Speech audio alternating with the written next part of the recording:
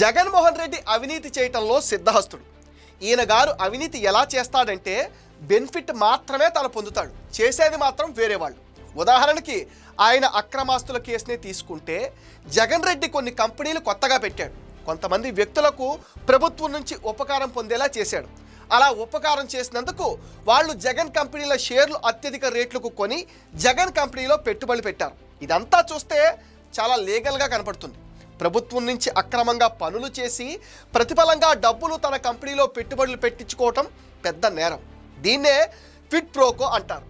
జగన్ రెడ్డి కేసులతోనే ఈ quid pro quo అనేది ఇండియాలో జనాలకు బాగా తెలిసిపోయింది.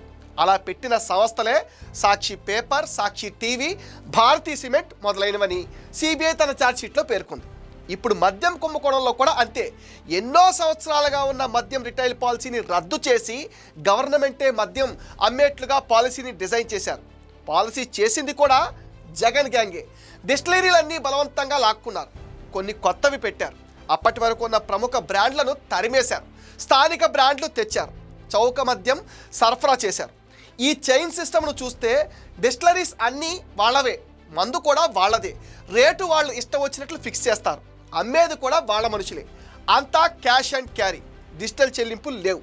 ప్రతి మద్యం బాటిల్ కేసు పైన కమిషన్, మందు తయారీకి అయ్యే ఖర్చు తక్కువ, అమ్మేది మాత్రం 10 రెట్లు ఎక్కువగా రేటు.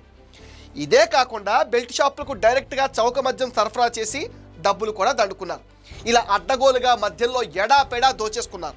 చేతికి ఏ మరక అంటకుండా జగన్ రెడ్డి ఆదేశాలతో ఆయన మనుషులు డిజైన్ చేసిన పాలసీ ఇది.